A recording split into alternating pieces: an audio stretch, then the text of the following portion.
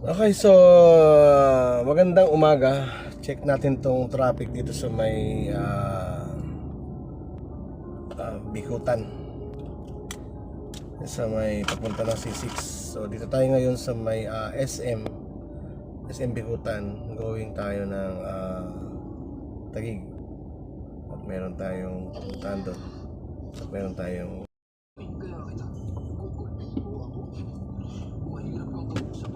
okay, so umandad na siya. Kinat ko lang sa saglit kasi nga medyo tumagal-tagal nga ng konti. Hindi naman kahabaan. Ano lang. So, patawid na tayo dun sa kabila. Diyan sa may mismong pinakang Bikutan tinatawag nila. DOTC.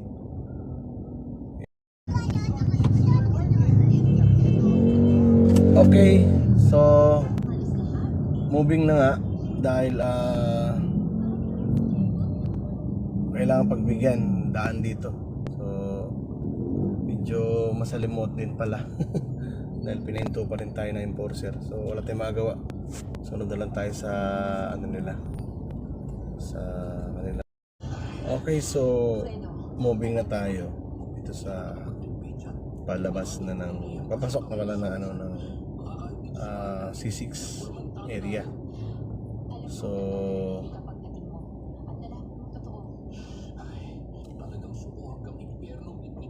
hindi ko alam kung mamaya pagbalik natin kumusta ang magiging.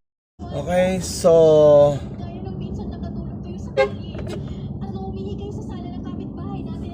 in-stop na naman. So in-stop na naman. Ano tayo magawa? In-stop na naman. Mayroon kasing enforcer. Pag may nang ganyan kasi talaga ano tayo magawa. So pinag-uulit. At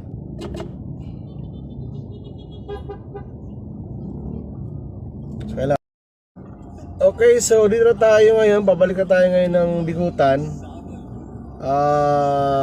Sabi ko sa inyo, i-content natin tong traffic dito sa may Bagong Diwa sa NCR. Pero hindi yun ang punto ko dun. Itong packet na may stoplight dito at okay, so nakagaw na tayo ngayon. Ito ay pabalik na ng SM Bikutan kung saan tayo dawan kanina.